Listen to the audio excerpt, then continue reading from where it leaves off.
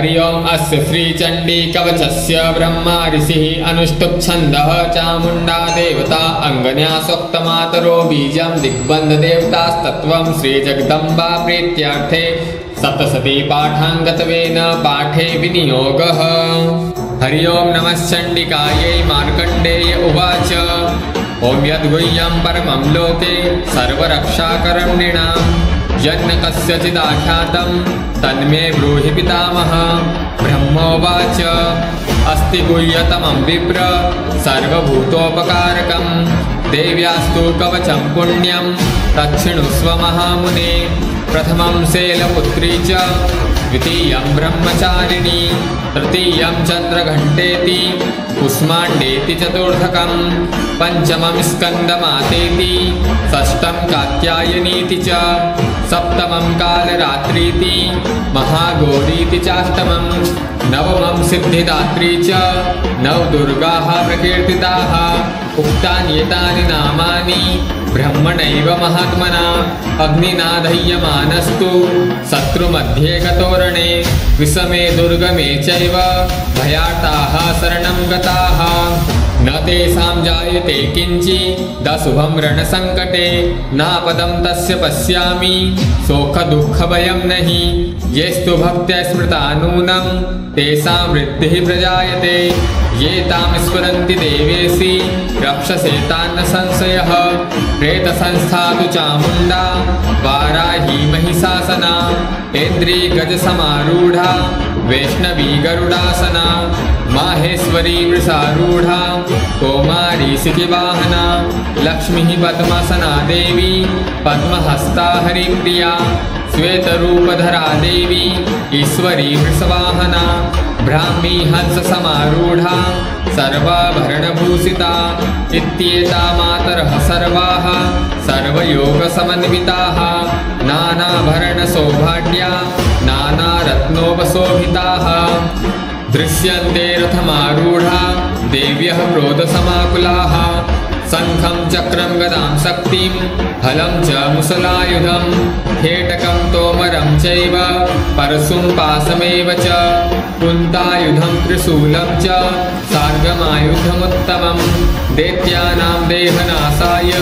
भक्तानामभयाय च धारयन्त्यायुधानित्थं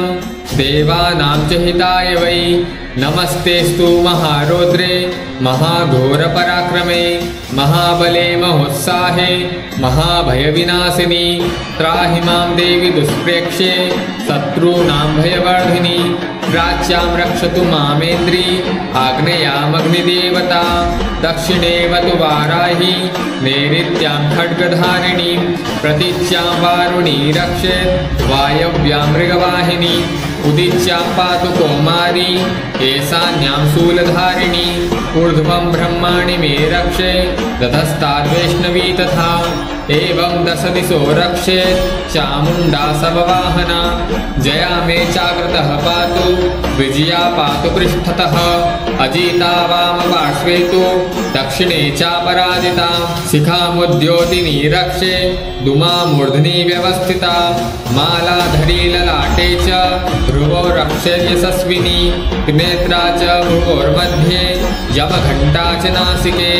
शङ्खिनी चक्षुषोर्मध्ये श्रोत्रयोर्द्वारवासिनी कपोलो कालिका रक्षेत् कर्णमूले तु साङ्करी नासिकायां सुगन्धा च उत्तरोष्टे च चर्षिका अधरे चामृतकला जिह्वायां च सरस्वती दन्तान् रक्षतु कौमारी कण्ठदेशे तु चण्डिका घण्टिकां चित्रघण्टा च महामाया च तालुके कामाक्षी चिबुकं रक्षेत् वाचं मे सर्वमङ्गला ग्रीवायां भद्रकाली च पृष्ठवंशे धनुर्धरी नीलग्रीवा वही कण्ठे नलिकां नलकूबरी स्कन्दयोः खड्गिनी रक्षेत् बाहू मे वज्रधारिणी हस्तयोर्दण्डिनी रक्षे दम्बिका चाङ्गुलीषु च नखाञ्चूलेश्वरी रक्षेत् कुक्षो रक्षेत् कुलेश्वरी स्तनो रक्षेन् महादेवी मनः शोकविनाशिनी हृदये ललिता देवी उदरे शूलधारिणी नाभोक् च कामिनी रक्षेत् गुह्यं गुह्येश्वरी तथा पूतना कामिका मेढ्रं गुदे महिषवाहिनी कट्यां भगवती रक्षे जानुनी विन्ध्यवासिनी जङ्गे महाबला रक्षे सर्वकामप्रदायिनी गुल्फयोर्नारसिंही च प्रातपृष्ठे तु तेजसी पादाङ्गुलीषु श्रीरक्षेत् पादाधस्तलवासिनी नखान्द्रष्टा कराली च केशाच्चैवोर्ध्वकेशिनी रोमकूपेषु कोबेरी त्वचं वागीश्वरी तथा रक्तमज्जावसामांसा न्यस्थिमेदांसि पार्वती अन्त्राणि कालरात्रिश्च पित्तं च मुकुटेश्वरी पद्मावती पद्मकोशे कफे चूडामणिस्तथा ज्वालामुखी नखज्वाला मभेद्या सर्वसन्धिषु शुक्रं ब्रह्माणि मे रक्षेत् छायां छत्रेश्वरी तथा अहङ्कारं मनोबुद्धिं रक्षेन्मे धर्मधारिणी प्राणापानौ तथा व्याना उदानं च समानकं वज्रहस्ता च मे रक्षेत् प्राणं कल्याणशोभना रसे रूपे च गन्धे च शब्दे स्पर्शे च योगिनी सत्वं रजस्तमश्चैव रक्षेन्नारायणी सदा आयु रक्षतु वाराही धर्मं रक्षतु वैष्णवी यशः कीर्तिं च लक्ष्मीं च धनं विद्यां च चक्रिणी गोत्रमिन्द्राणि मे रक्षेत् पशून् मे रक्ष चण्डिके पुत्रान् रक्षेन्महालक्ष्मीर्भार्यां रक्षतु भैरवी पुत्रान् रक्षेन्महालक्ष्मीर्भार्यां रक्षतु भैरवी पन्थानं सुपता रक्षेत् मार्गं क्षेमकरी तथा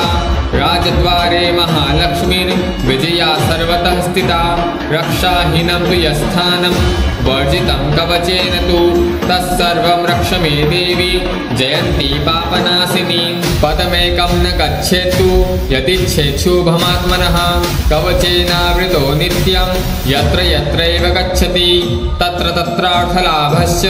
विजयः सर्वकामिकः यं यं चिन्तयते कामं तं तं प्राप्नोति निश्चितं परमेश्वर्यमतुलं प्राप्स्यते भूतले पुमान् निर्भयो जायते मर्त्यः संग्रामे स्वपराजितः त्रैलोक्ये तु भवेत् पूज्यः कवचेनावृतः पुमान् इदं तु देव्यः कवचं देवानामपि दुर्लभं यः प्रभेत्प्रयतो नित्यं त्रिसन्ध्यं श्रद्धयान्वितः देवी कला भवेत् तस्य त्रैलोक्ये स्वपराजितः जीवेद् वर्षशतं साग्रमपमृत्युविवर्जितः नश्यन्ति व्याधयः सर्वे लूता विस्फोटकादयः स्थावरं जङ्गमं चैव कृत्रिमं चापि यद्विषम् अविचाराणि सर्वाणि मन्त्रयन्त्राणि भूतले भूचराः खेसराश्चैव जलजाश्चोपदेशिकाः सहजाकुलजामाला डाकिनी साकिनी तथा अन्तरिक्षचराघोरा डाकिन्यश्च महाबलाः ग्रहभूतपिशाचाश्च यक्षगन्धर्वराक्षसाः ब्रह्मराक्षसवेतालाः कुष्माण्डाभैरवादयः नश्यन्ति दर्शनात् तस्य कवचे हृदि संस्थिते मानोन्नतिर्भवेद्राज्ञस्तेजो वृद्धिकरं परं यशसा वर्धते सोऽपि कीर्तिमण्डितभूतले जपेत् सप्तशतीं चण्डीं कृत्वा तु कवचं पुरा यावद् भूमण्डलं धत्ते सशैलवनकाननं तावत् तिष्ठति मेदिन्यां सन्ततिः पुत्रपौत्रिकी देहान्ते परमं स्थानं यस्सुरैरपि दुर्लभं प्राप्नोति पुरुषो नित्यं महामायाप्रसादतः लभते परमं रूपं शिवेन सह मोदते ॐ भगवत्यै नमः राजराजेश्वरी जगज्जननी जगदम्बार्पणमस्तु अम्बा प्रियन्तान् नमः हरि ओं तत्सत् हरि ओं तत्सत् हरि ओं तत्सत्।